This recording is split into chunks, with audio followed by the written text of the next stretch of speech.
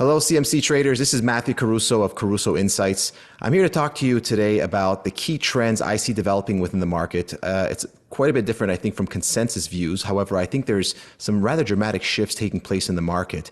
So we'll jump into some charts so I can properly present all of my ideas to you. Let's get this screen shared. The first thing I'd like to bring to your attention is really, this is the 6-month government bond yield in the United States. This is still very much a news-driven market, but what is very important in my point of view is that the market is not believing what the Fed is saying. So the Fed keeps discussing 5.25%, 5.5%, various Fed speakers that they're going to get to as a terminal rate. I think about 5.25% at this time of recording is approximately what's priced into the market for the federal funds rate. However, if you look at the rest of the Treasury curve, you can see that right here, the 6-month yield on the top is yielding 4.9%. The 2-year yield is at 4.27%, 5-year at 3.75, 10-year at 3.6, and obviously the 30-year at 3.75. So the entire yield is inverted, and the market is essentially not believing what the Fed is saying. So there's definitely a lack of credibility with the market. So it's not a matter really of what market participants say. I really prefer to track what they're actually doing. So we can see from this that the market expects the Fed to be more dovish. You can see a lot of the most recent inflation prints have been falling, moving in the right direction. There are some key data points such as used car sales, which are down 15% year over year approximately. So there's a lot of elements that are kind of pushing to the fact that the Fed may not have to be as tight as they've been for as long as they plan to be. And that would cause dramatic shifts internally. Just how 2022 was dominated by the big sell-off in tech and move into oils and energies. There's some very strong rotations that'll be driven if the bond market is correct, and a lot of these things get filtered throughout the entire equity market.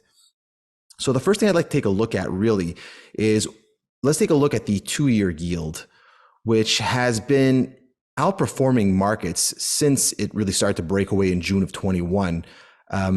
This was really where the Fed completely got that transitory call wrong, and the markets were ahead of the Fed, and the markets won that battle. If you take a look at a very nice multi-touch trend line here up on the trend for the 2-year yield, you can see that's recently broken. What's more important is not only this trend break, as it could be some back and forth action, but if this is a topping pattern, is a very critical change of character within the market. Now, this blue background is a form of relative strength that I've developed. It's a proprietary tool that looks at relative strength on a volatility and beta adjusted basis over different time periods. You can see throughout the entire advance, it was showing not only was the 2-year yield advancing, but it was far outpacing its relevant benchmarks. That signal now is fighting to turn off. You can see with the white background, it's no longer a relative strength leader when measured over various time periods.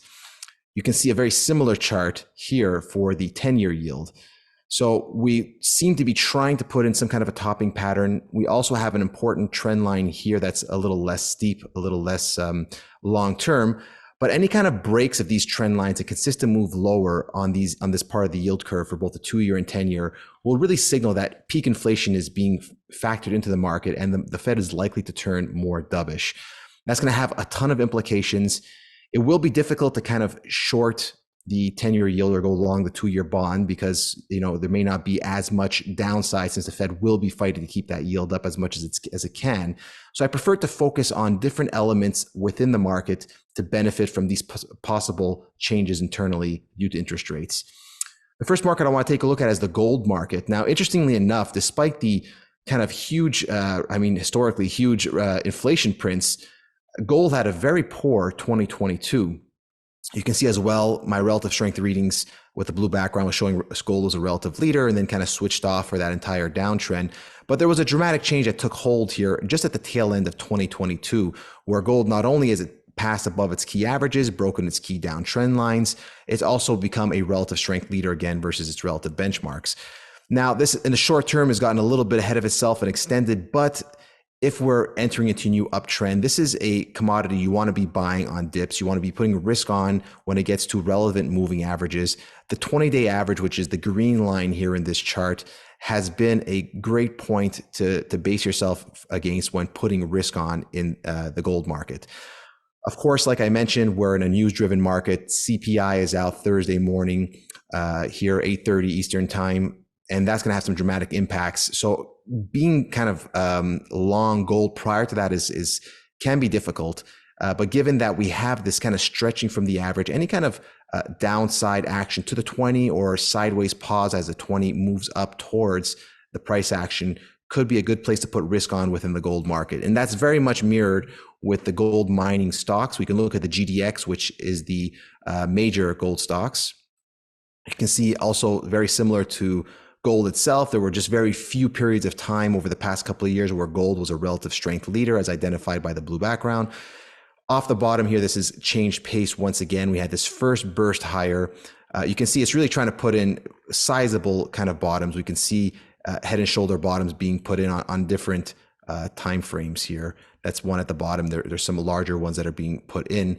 But it looks like key trends have been broken, and it looks like we're heading back higher as this is benefiting from that shift within the Treasury market. So similar to gold itself, short term, a little bit extended. If this can back itself back up to these highs in the $30, 30.15 area as this 21 exponential average moves higher, that would be a good place to put risk on, in my opinion, as these markets rotate.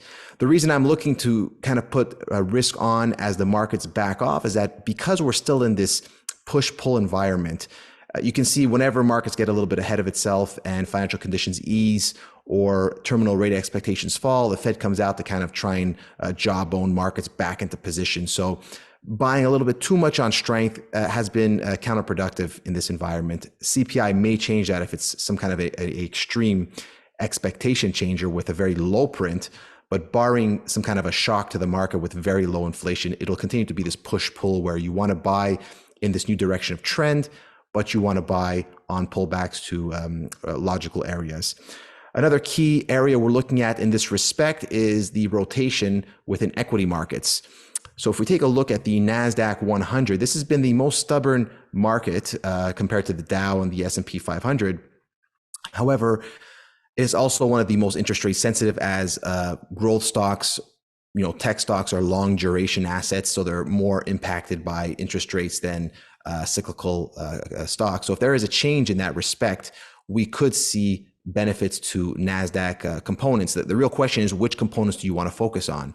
So although the NASDAQ is really sitting near the depths of this bear market, in this bottom panel here, you can see the net number of highs or lows for the day. So a green reading means that we have slightly more 52-week highs and 52-week lows.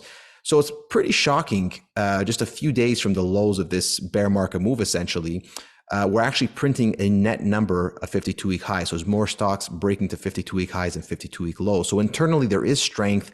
It's really a matter of figuring out where to find that strength. If we take a look here at the advanced decline line in the upper panel, which again kind of breaks the NASDAQ down more into its constituent parts, you can see we have really a significantly higher low here in the late December period. And we're actually challenging the early December highs, which is vastly different from what the NASDAQ 100 index is doing itself, which is very much weighed down by Apple, Microsoft, which have almost become more economically sensitive rather than long duration growth assets, given that they've become such mature companies. You can see a similar view with the QQQE, which is an equal weight version of the NASDAQ 100. You can see we have a significantly higher low here in late December. So there are internal components that are shifting. And given positioning is fairly negative in technology in general, there are overall high levels of short interest in technology stocks. If inflation continues to print lower, I think there's a very good asymmetric trade. It's kind of a bit of a punt where, if it comes through, it could be a big move, but obviously it may not necessarily happen. But if we take a look at Shopify as one such stock I'm looking at, we spoke about this the last time I spoke with CMC Markets.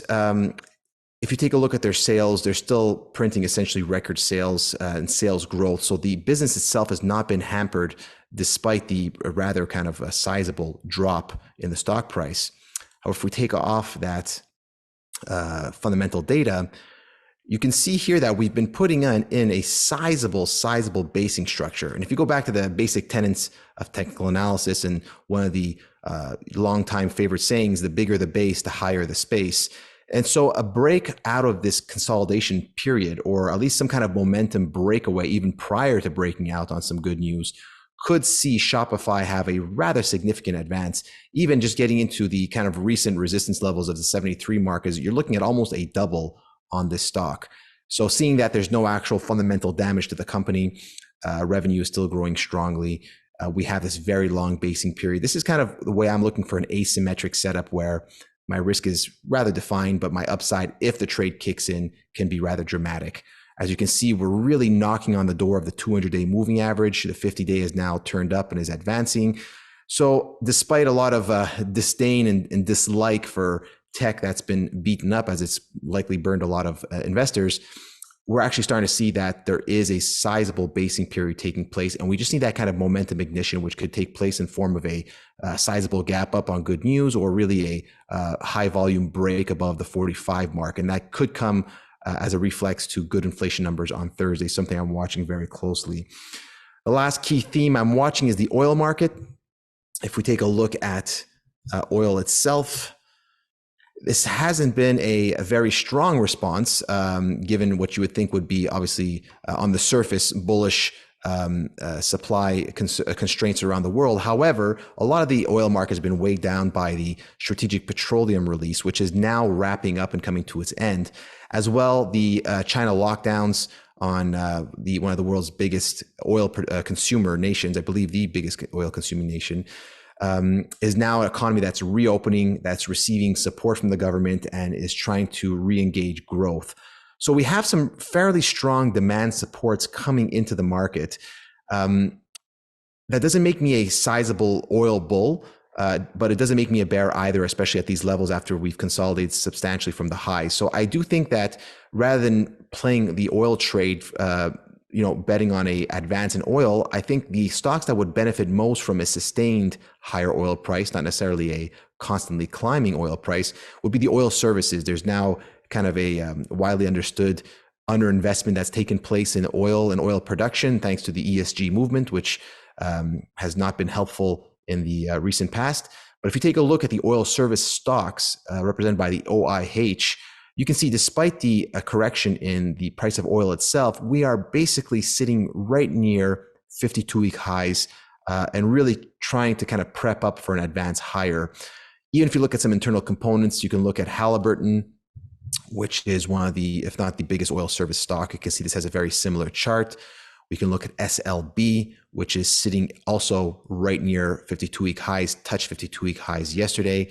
Valaris is another stock that has a lot of strength to it, forming a classic cup with handle and trendline break. So there's a number of ways to play this market. It's my preferred way to play the oil sector. If on a relative strength basis, the oil services is outperforming the S&P 500 as well as its own industry benchmarks. So this is my preferred way. This is a trade where if we can see a close, new 52-week highs, a true break above this resistance level, we could begin a next leg higher, where I think momentum could pick up substantially if oil does stabilize here with those new bullish catalysts that have just entered into the market. So that's my wrap up. It's really focused on non-consensus views. It's the market versus the Fed. I believe the market will win. I don't like to fight the Fed. I prefer to be friends, but I prefer to be with the market if I have to make a choice. I think that that market winning its view on yield will impact gold positively. It'll impact equity markets positively, specifically internal rotations in dramatic ways. And also the oil market is starting to get some additional bullish catalysts, which I'd like to play through oil services. So it has been I hope this has been an instructive call today, and I appreciate your time. Again, this is Matthew Caruso with Caruso Insights.